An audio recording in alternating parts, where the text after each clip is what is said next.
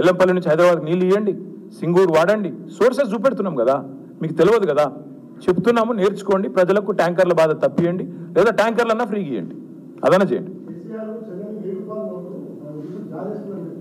సర్లేండి, ఇప్పుడు చెల్లని నోట్లు, ఈ పెద్ద పెద్ద మాటలు ఇవన్నీ కాదు. ఇవాళ దేశంలో కాంగ్రెస్ రాహుల్ గాంధీ కంటే చెల్లని నోటు ఎవరైనా ఉన్నారా అండి?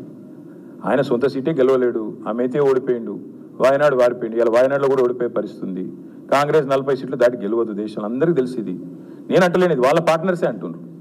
స్వయంగా మమతా బెనర్జీ గారే చెప్తున్నారు చెల్లని నోటు ఎవరో ఈ దేశంలో అందరికీ తెలుసు. అయినా నాకు తెలియకడుగుతా, రేవంత్ రెడ్డి గారు ఎవరి కోసం పోటీ చేస్తున్నారో, ఎవరి కోసం పనిచేస్తున్నారో మీరు కూడా ఆలోచించండి ఒకసారి. ఆయన రాహుల్ గాంధీ కోసం పనిచేస్తుండా, మోడీ కోసం పనిచేస్తుండా, మీరు కూడా చూడండి, జాగ్రత్తగా చూడండి. ఎవరు తప్పుపడుతున్నారు?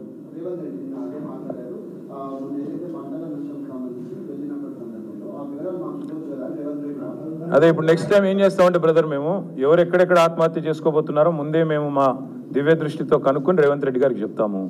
నెక్స్ట్ పంటలు ఎక్కడెక్కడ ఎండిపోబోతున్నాయో మా దివ్య దృష్టితో మేమే చూసుకొని మేమే చెప్తాము. ఆ తర్వాత రాష్ట్రంలో ఎక్కడెక్కడ ఎలాంటి ఉపద్రవాలు రాబోతున్నాయో దివ్య దృష్టితో మేమే చూసి మేము ఆయనకు చెప్తాము. మరి ఆయన ఎందుకున్నాడు? ఇంకా ఆయన ఎందుకు ముఖ్యమంత్రిగా? ఆయనకి ఇంత అధికార యంత్రాంగం ఎందుకు? 7 లక్షల ఉద్యోగులు ఎందుకు ఆయన కింద పనిచేసేది?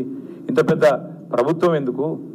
నేనేమంటున్నా అంటే అన్ని పనులు మేము చేసినాక ఆయన ఎందుకు అసలు? అయినా కూడా ఇంకోటి కూడా, నా దగ్గర లిస్ట్ కూడా ఉంది, పంపిస్తాను. 218 మంది ఇప్పటికీ ఆత్మహత్య చేసుకున్నారు రాష్ట్రంలో రైతులు. నేను అడిగారు కదా, ఆయన 48 గంటల సమయం ఇస్తున్నారు కదా, ఇప్పుడు దీని తర్వాత పంపిస్తున్నా ఆయనకి, రేవంత్ రెడ్డి గారికి మేము డిమాండ్ చేస్తున్నాం. ఆయన గతంలో ప్రతిపక్షంలో ఉన్నప్పుడు ఆయనే అన్నారు, రైతులు ఆత్మహత్యలు చేసుకున్న ప్రతి కుటుంబానికి 25 లక్షల రూపాయలు ఇవ్వాలని ఇదే రేవంత్ రెడ్డి గారు ఆనాడు పిసిసి ప్రెసిడెంట్గా అన్నారు. మేము కూడా అదే చెప్తున్నాం. ఆ వివరాలు దీని తర్వాత మీకు కూడా అందజేస్తాను. 218 కుటుంబాలు, వాళ్ళ పేర్లు, వివరాలు జిల్లాతో సహా ఇస్తాను. అది దయచేసి మీరు రేవంత్ రెడ్డి గారికి ఇవ్వండి, ప్రజలకు ఇవ్వండి. ఆ ప్రతి కుటుంబానికి ప్రభుత్వం 25 లక్షల రూపాయలు చెల్లించాలని చెప్పి నేను డిమాండ్ చేస్తాను. Already legal notice.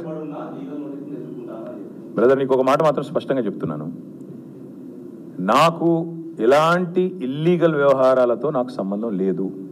Phone tapping అని చెప్పి లీకు వీరుడు రేవంత్ రెడ్డి గారు పాపం డైరెక్ట్గా ప్రెస్ కాన్ఫరెన్స్ పెట్టే దమ్ము లేదు, డైరెక్ట్గా ఆధారాలు ప్రజల ముందు పెట్టే దమ్ము లేదు. ఏముందో విషయం ఎవరికి తెలియదు. పోలీస్ రిమాండ్లో ఉన్న వాళ్ళకి కూడా ఫోన్లకు వెళ్ళి మీకు లీకులు వస్తాయి. ఈయన లీకు వీరుడు. మరి ఈ లీకు వీరుడు ఏదో కష్టపడి నా క్యారెక్టర్ అసాసినేషన్ చేయాలనే ప్రయత్నంలో చాలా బలంగా ఉన్నాడు. ఎవరో హీరోయిన్లను నేను బెదిరించిన అంటది ఆ మంత్రి. ఆమెకు నెత్తుందా లేదా నాకు తెలియదు. నాకు అంత కర్మ ఏంది? నాకు ఈ దిక్కుమాలిన పనులు చేయాల్సిన పరిస్థితి ఏంది? నాకు ఎలాంటి ఫోన్ ట్యాపింగ్ వ్యవహారంతో నాకు ఎలాంటి సంబంధము లేదు. ఈ అడ్డమైన మాటలు ఎవరైనా మాట్లాడితే, చెత్త మాటలు ఎవరైనా మాట్లాడితే, వారు మంత్రి అయినా ముఖ్యమంత్రి అయినా తాట తీస్తాము, లీగల్గానే చూసుకుంటాం. తాట తీస్తామంటే మళ్ళీ మీరు ఇదే యూట్యూబ్లో తమ్మునీళ్ళు పెట్టి తాట తీస్తామన్నాడు, ఈయనకు అహంకారం ఎక్కువ అని చూపెడకూరి. అది వినండి, తొందరపడకండి. తప్పకుండా లీగల్గానే ఎదుర్కొంటాం, న్యాయపరంగానే ఎదుర్కొంటాం. మాకు ఎవరిని బెదిరించాల్సిన అవసరం కానీ, ఎవరిని ట్యాపింగ్ చేయాల్సిన అవసరం కానీ లేదు. కానీ దయచేసి మీడియా మిత్రులు నేను కూడా కొడతా ఉన్నా, 2014లో మా ప్రభుత్వం వచ్చింది. మా ప్రభుత్వం రాకంటే ముందు కాంగ్రెస్ ప్రభుత్వం 10 ఏళ్ళు ఉంది. ఆనాడు కాంగ్రెస్ ప్రభుత్వంని దయచేసి ఇది గుర్తుపెట్టుకోండి, రాయండి, మీరు కావాలంటే మీ ఆర్కైవ్స్లోంచి తీయండి. ఆనాడు కిరణ్ కుమార్ రెడ్డి గారు 2011లో ముఖ్యమంత్రిగా ఉన్నప్పుడు మేము ఆరోపణలు చేయాల.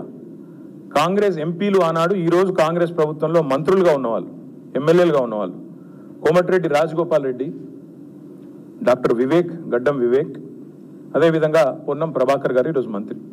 వీళ్ళు ముగ్గురు ఆనాడు ఆరోపణ చేసినారు.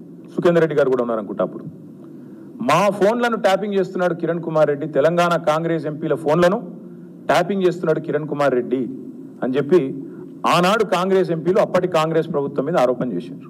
సరే, ఆ తర్వాత ముఖ్యమంత్రి గారు నేను చేయట్లేదు అన్నాడు, అది వేరే విషయం. నేను రేవంత్ రెడ్డి గారిని కూడా కోరుతా ఉన్నా, మీరు 2014 నుంచి ఎందుకు? అంతకుముందు మీ వాళ్ళే ఆరోపణ చేశారు కదా. 2004 నుంచి తీయండి, ఫోన్ ట్యాపింగ్ ఏమేమి జరిగింది, ఎక్కడెక్కడ జరిగింది, 2004 నుంచి ఏమేమి కుంభకోణాలు జరిగినాయి, లంబకోణాలు జరిగినాయి అన్ని తీయండి. ఇంకొక మాట కూడా నేను మిత్రులారా మీకు గుర్తు చేస్తా ఉన్నా, అధికారులు మారలేదు, ప్రభుత్వం మారింది, పార్టీ మారింది. ఇదే శివధర్ రెడ్డి ఈరోజు ఇంటెలిజెన్స్ డీజీ అనుకుంటే, ఇప్పుడు ఆయన ఆనాడు ఇంటెలిజెన్స్ ఐజీగా ఉన్నారు కేసీఆర్ గారి గవర్నమెంట్లో. ఈరోజు టీఎస్పీఎస్సీ చైర్మన్గా ఉన్న మహేందర్ రెడ్డి గారు ఆనాడు రాజశేఖర్ రెడ్డి గారి గవర్నమెంట్లో ఇంటెలిజెన్స్ ఐజీ, ఆ తర్వాత మా ప్రభుత్వంలో డీజీ, హైదరాబాద్ సిపి.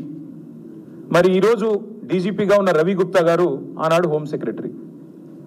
వీరందరూ కూడా మరి ఈరోజు మా మీద చేసే ఆరోపణలు కానీ ఇష్టం వచ్చినట్టు ఇచ్చే లీకులు కానీ మాట్లాడుతున్న మాటలు కానీ ఆ రోజు అధికారుల ప్రమేయం నిజంగానే జరిగింది అనుకుంటే ఒక్క నిమిషం ఈ అధికారులకు ఎవరికి తెలియదా వారెవరు బాధ్యులు కాదు ఒక కేసీఆర్ గారు మాత్రమే బాధ్యుడు అనే లైన్లో ఇవాళ ఏదైతే లీకులు ఇస్తున్నారో లీకు వీరుడు నేను అడుగుతా ఉన్నా మరి మహేందర్ రెడ్డి గారు శివధర్ రెడ్డి గారు రవి గుప్తా గారు ఇంకా చాలామంది ఉన్నారు సజ్జనార్ గారు అన్నాడు ఎస్ఐబి చీఫ్ వీళ్ళందరూ ఉన్నారు మరి అధికారులే మారలేదు కదా ఫోన్ ట్యాపింగ్ నేను డిమాండ్ చేస్తున్నా ఈ ప్రభుత్వాన్ని మీకు చిత్తశుద్ధి ఉంటే 2004 మొదలుపెట్టు ఏమేమి ట్యాపింగ్లు జరిగినాయి నేను నా ఆరోపణ కాదు కదా ఈరోజు నీ ప్రభుత్వంలో నీ పక్కన కూర్చున్న పొన్నం ప్రభాకర్ గారే ఆ రోజు ఆరోపణ చేసిండ్రు ఏమని ఆనాడు కిరణ్ కుమార్ రెడ్డి ప్రభుత్వం నా ఫోన్ ట్యాపింగ్ చేస్తుంది మరి అది వాస్తవమా కాదా బయటికి విచారణ గ్యాంబిట్ పెంచు ఆనాడు అధికారులందరినీ పిలిపి రిటైర్డ్ ఉన్న వాళ్ళందరినీ పిలిపి నీ కాంగ్రెస్ ప్రభుత్వం ఫోన్ ట్యాపింగ్ చేసిందా లేదా చూద్దాం ఇంకోటి బ్రదర్ మీరు మర్చిపోయినట్టున్నారు నేను మర్చిపోలేదు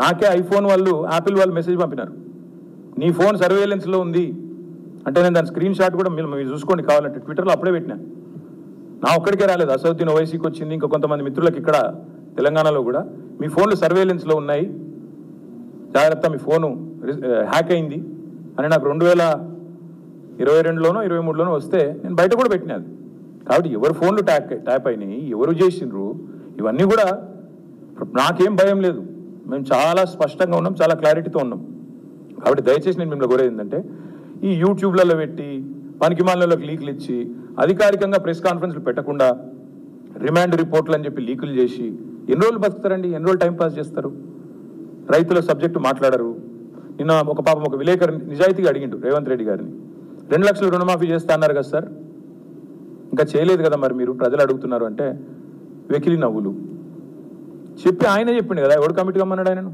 పేద సిపాయి లెక్క మాట్లాడితే మొగోను అయితే అంటాడు కదా నేను అంటున్నా రేవంత్ రెడ్డి మొగోను అయితే చెయ్యి రుణమాఫీ ఎవడాపిండి ఆయన నేను చెయ్యి రుణమాఫీ చెయ్యి 2 లక్షలు రుణమాఫీ చెయ్యి నువ్వే అన్నావు కదా December 9 అని చెయ్యి పాయింట్ ఏంటంటే ఈ చిల్లర మాటలు కాదు కదా ప్రజలు చూసేది అల్టిమేట్గా 4 రోజులు నడిపిస్తారు బై టైంపాస్ అటెన్షన్ డైవర్షన్ ఓ రోజు గొర్రెల స్కామ్ అంటాడు ఓ రోజు బర్రెల స్కామ్ అంటాడు ఓ రోజు ఫోన్ ట్యాపింగ్ అంటాడు ఓ రోజు కాళేశ్వరం స్కామ్ అంటాడు ఇవేనా ఇక